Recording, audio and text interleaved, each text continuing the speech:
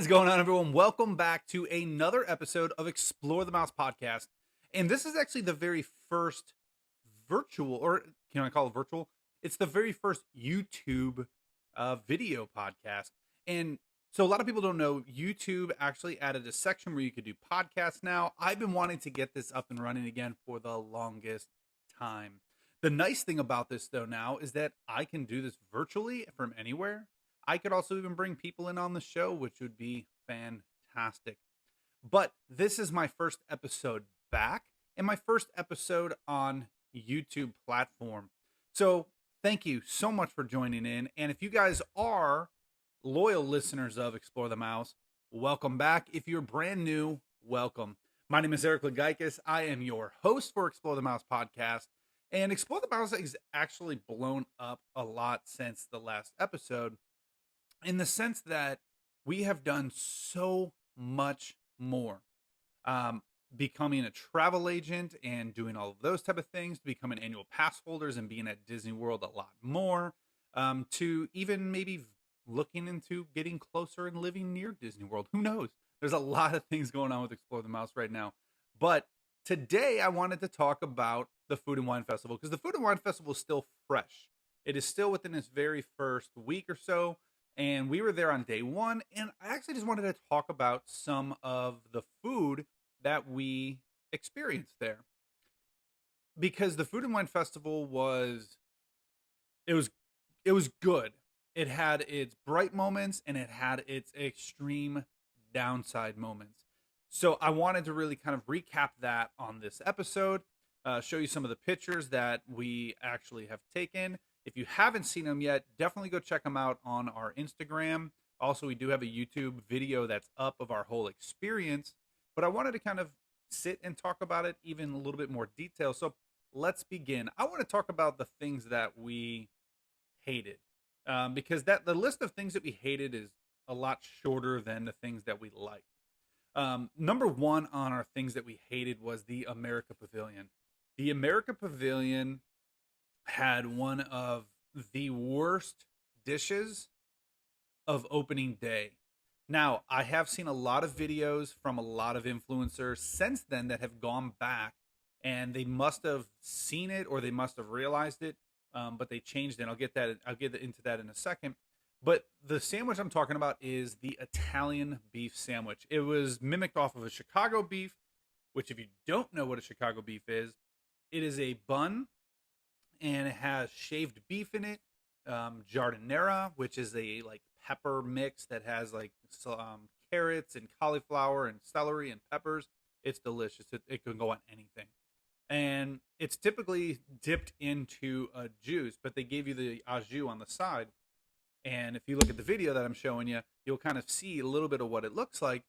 But the thing is that it was incredibly salty, inedible salty. One bite, done. It almost ruined my palate for the rest of the time that we were actually at Food and Wine Festival. Luckily, it was like halfway through, so it wasn't horrible, ruining everything, but it was such a bad dish. Now, I have seen several videos since then, and I'm actually going back to do a redemption video here shortly in the next week. And I want to try it again because I've seen videos from, people like Tim Tracker and some other influencers that have gone and tried it and has actually really loved it. So I think Disney may have fixed it. I want to see it because I really do love that type of sandwich, being from Chicago. But as for this video, it was one of the worst things I've eaten on opening day. Now, some of the other things that were really not bad, but weren't the greatest. Italy Pavilion looked amazing to me. When I first saw the menu, it sounded phenomenal. And don't get me wrong, there was some elements of it that really were. But one of the things that really kind of stood out to me that just didn't make sense, and they're still promoting it, was the focaccia bread with the meatballs, the sauce, and burrata. And I say burrata because there's no burrata on it. They're still promoting it as burrata, but it's not. It's a whipped ricotta. And I know that because I make whipped ricotta all the time at home. So I don't really know why they are trying to pull it off as burrata when it should be, when it is ricotta technically. But the burrata cheese would have made that dish so much better because of the saltiness and the creaminess that is inside burrata, unlike ricotta cheese. I think they did it a disservice. It was fairly bland. The focaccia bread was amazing, great focaccia bread. But other than that, it wasn't just. It was very lackluster. It didn't do anything for me. Casey liked it more than the other dish, but for me, it just didn't really do too much. Now, the other dish I liked. It was it one of my top favorites? No, I think I gave it like a 6.5 out of 10. But it was a cavatelli um, pasta dish, and it had bacon, sausage, and it was like a smoked cream sauce. I said in my video that I would eat a bowl of it, and I don't take that back. I would eat a bowl of this pasta. It was it was good. I don't think it was incredible. Some other people kind of reviewed it and said like, yeah, it was kind of like Olive Garden ish, and I do agree. Yes, it was definitely more something you'd find in Olive Garden. Not expecting it at Food and Wine Festival. And to kind of give you a little bit caveat of that is the chefs that were in this pavilion's booth actually were from Italy. They were all speaking Italian. They were from Italy, part of the cultural experience program. I was kind of disappointed in this. The fact that we had Italian chefs making kind of mediocre Italian food. And I feel like it could have been so much better. I've had better food at different Italian restaurants inside Disney Park or even the properties in general than I did at that booth, which was kind of sad. Now, the highlight of that booth though was the dessert. The dessert was incredible. It was a like lemon raspberry like cheesecake, and oh my gosh, was it delectable. It was so good. That was the highlight of that booth. Now, the thing that sucks about that booth was it was so expensive. Everything was about $9 to $10. I think we dished out close to like 24, 25-ish dollars for our meal. And I don't feel sad. I didn't feel satisfied at all, which was kind of sad. So that was, yeah. Now, one last thing that I kind of like, we tried, but I wasn't really I liked certain elements of it, but we did the fry flight from the fry basket as well. And the fries that were from there were good. I was actually going in thinking the malt vinegar fries were going to be insanely good. They were very lackluster for me when I think of malt vinegar and like salt. They were very lackluster. And maybe that's because when I go to places like um, Cooks on Dublin at Disney Springs, or I go to England Pavilion, I get fish and chips. I douse my fries in malt vinegar. So maybe I'm just expecting that because that's what I do. I think they're just very unflavorful in my opinion. Now the barbecue fries were the ones that I wasn't really expecting that I was gonna really like, and I like those. Those were really good.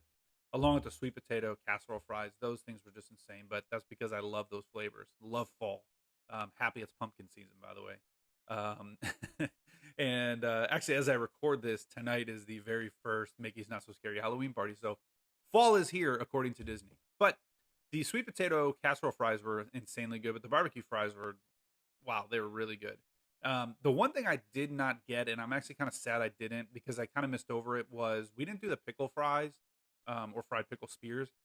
Those were a brand new item on the menu, and I didn't get them because I skipped over and I didn't realize that they were brand new. So I would have gotten those as well because I'm a big dill pickle fan. Speaking of dill pickle, though, let's talk about the milkshake that everybody was talking about because surprisingly, I loved it. I thought it was good. I really do, but I like dill. I like those flavors. I personally did not taste any like vinegar or brininess, where a lot of other critiquers, reviewers, influencers all said that they felt that it was very vinegary. But Casey and I did not find it vinegary at all.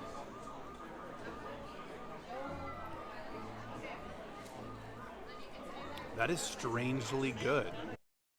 In fact, I kind of was hoping for a little bit of a vinegary bite, to be honest with you. But I did recreate this in a video, which I'll post up here in the link as well. I recreated this milkshake at home, thinking what I kind of using ingredients, what I thought were inside of it.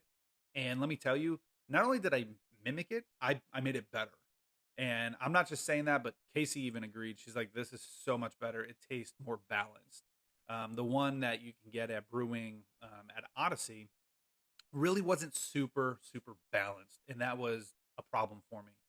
but the one I made was really good. So check out that video, and the recipe is also in the description if you want to try to recreate that. Anyways, that was amazing.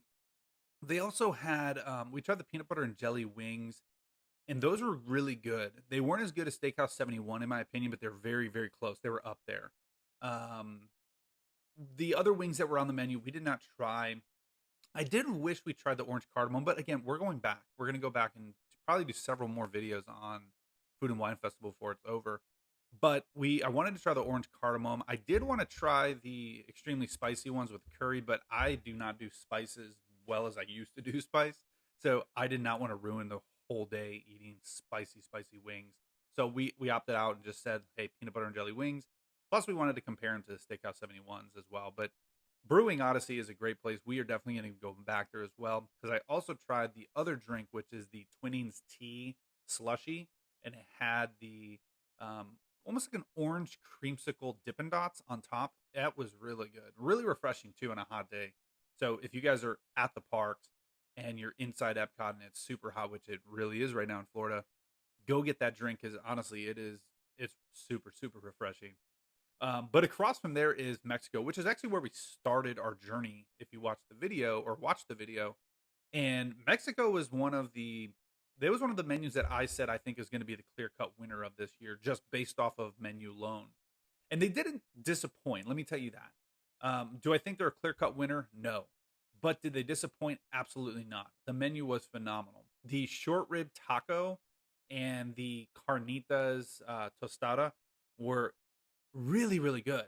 The best part of those two things though were the avocado mousse. And yes, if you watch the video, I know I did call it avocado crema like 9 times. Avocado crema was on my mind, but avocado mousse is what they put on those two dishes, and that was incredible. They needed more of that.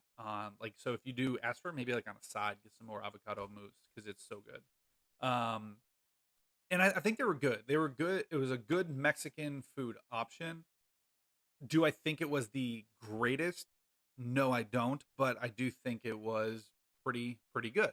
I would definitely go back and get one of those again. But the dessert was another one that I really got. And I'm not a dessert guy, as you guys may know if you ever watch my channels. Not a huge dessert guy, but their dessert was incredible. It was a Mexican flan with tres leches cake on the actual flan. So it was like a double Mexican dessert, which is great. And I thought it was awesome. Casey did not like it at all, but she's also not really like a tres leches type of fan. I thought it was well done. It was a beautiful looking dish too. Love that one. I would definitely get that again if I am going back, but if I was to go back and get some from that booth, I would definitely go back and get that dessert, probably over the taco or the tostada, to be honest with you. I was really disappointed because I really wanted to see some sort of like Mexican street corn option, but they did not have that. But you can get that also somewhere else, so it's not horrible. But I wanted to see something new because again, Food and Wine Festival is supposed to be new things. You're supposed to want to like see food that's elevated, something you can't normally get inside one of the quick service restaurants or one of the sit down restaurants. So when I go to Food and Wine Festival and I look at all these things, that's what I'm looking for. I am looking for those dishes to truly blow me out of the water. And some of them were so lackluster and some of them were absolutely great. One of the really good items, and it's part of the Emil's Fromage Montage, which is the stamping thing. You basically go to different booths that have cheese, you get it stamped, and then at the end you get a special treat, which I'll give you a hint, it's a dessert. Um, I'm not going to tell you what it is, just in case you want to do it. It's a dessert. But you do that, but this is part of it, and it was the India booth. And oh my gosh, was this amazing. It was a Indian fried cheese that was basically spiced with yellow curry. And it had a like tomato, some sort of like tomato curry chutney. It was incredible. I actually brought that back. Normally, like I'll take something and I'll eat it if I don't, if like I'm not carrying food around with me because I'm not eating everything like the whole time. So sometimes I'll throw it away, but I actually wrap these up in napkins and throw them in my backpack and brought them back to the hotel room because they were just so good. I didn't want to throw them away. That was a great option. And speaking of cheese, our other favorite cheese item was over in Greece, and that was the griddled cheese with honey and pistachios. Let me tell you, this is one of the best dishes that is there. My only complaint with this dish was the fact that it was sitting out for a little while. They basically made a bunch of them and let them sit out. So the cheese wasn't as soft as it should have been, but the griddle on it was so good. It was crispy. It was beautifully done. The local honey from Florida just kind of brought out some of those like the nutty flavors of cheese, and then the pistachio just added to like that nuttiness. And let me tell you, it's one of the best dishes at Food and Wine Festival, hands down. One of the best dishes that's there. Um, oh, I forgot to talk about one other dish that was on my list, and that was the sushi from Japan. It was decent. It wasn't great. I got better. I said in the video, I got better sushi at Publix or a grocery store. It was very lackluster for Japan. It was just not good. And by the way, they actually just announced a new restaurant in Japan opening, which is a new sushi restaurant. I'm really excited for that. I'm hoping the sushi is 10 times better than this because this was trash, in my opinion. I would not ever get it again because of the price was like $7.50 or $8 or something for three slices or three little like circles of sushi, and it was so boring. No flavor, just ugh. I would not ever do that again. So get it if you want to, but I'm telling you, don't waste your money with that. You might as well. You're better off going to the quick service restaurant in Japan and grabbing sushi from there because at least there it's probably made sooner, more homemade than this was. It was sitting around for a while. It was gross.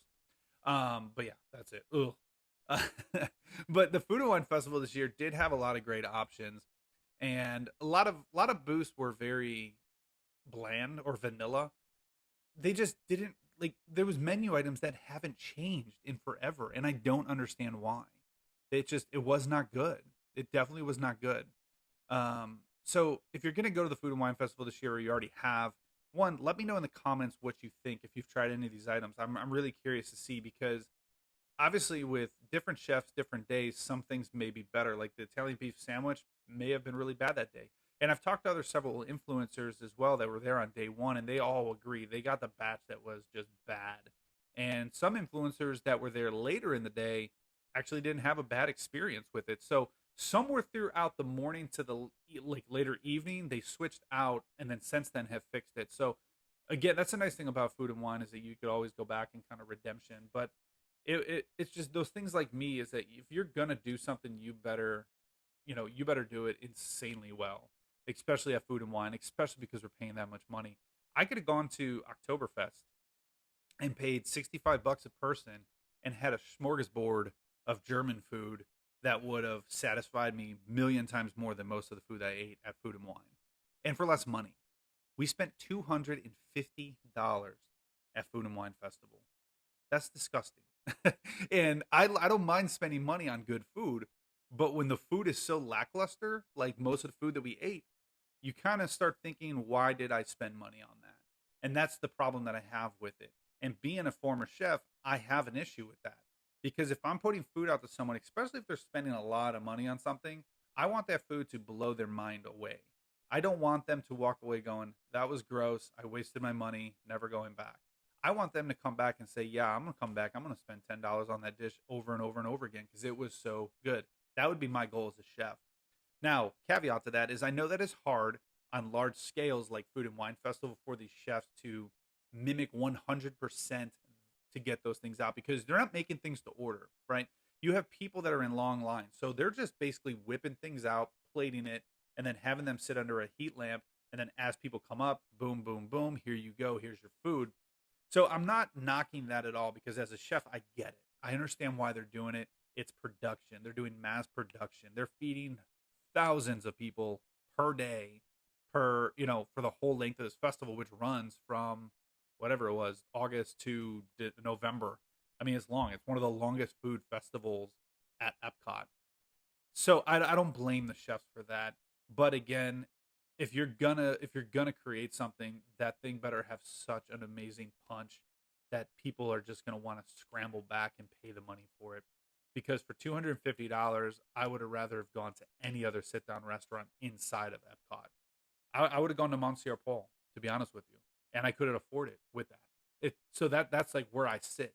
It just doesn't make sense to me, but that's what it is. But Food and Wine Festival is going on currently all the way through November, and you have a lot of time to basically go there. And that's why we didn't eat everything on our first video, because we're going to be back several times to Food and Wine Festival before it's over to try other things, and then maybe try to do things like try that Italian beef sandwich again. I do want to give that a whirl. I want to give that a redemption because the flavors were there. It just was executed badly because of the salt level. The sushi I will not go back for. There's no redemption on that. That was just really bland. But the Italian beef I definitely want to go back for, and I want to try some of the other stuff too. There's some great other food options that are there. So if you guys have gone, let me know in the comments what you thought, what your ideas were, and give me a little bit of critiques of what you ate. I would love to hear it in the comments. If you haven't gone to Food and Wine Festival and you want some information on it, let me know. Hit me up in the comments and I'll tell you everything that I can tell you about Food and Wine Festival and where to go from there. But it was a good event. I enjoyed it. The merchandise looks fantastic. Like I said, the food was good. Drinks, I don't drink alcohol, so I didn't really try any of the drinks, but I did hear a lot of really good things about some of the drinks that you can get there. So if you do drink alcoholic beverages, definitely check those out. And if you do, let me know in the comments what you thought about all the alcoholic beverages as well. But that is it for this episode. Thank you guys so much. I appreciate you. And make sure that you hit the like button, subscribe, and that bell notification. I'm on a mission to get myself to my first 1,000 followers here on YouTube, and I am trying to do it organically. I don't want to do anything that buys followers. I want to do this completely organically and get followers that really want to see my content. So if there's something you want to see in my episodes or when I'm at Disney World, let me know in the comments below what you want to see or what you think I could improve on, because this is what this is about. Improving, getting better, growing my fan base, growing my followers, and being informative for you. That's my goal. Thank you guys so much. I appreciate it. We will see you soon, and we will see you in the parks. Bye-bye.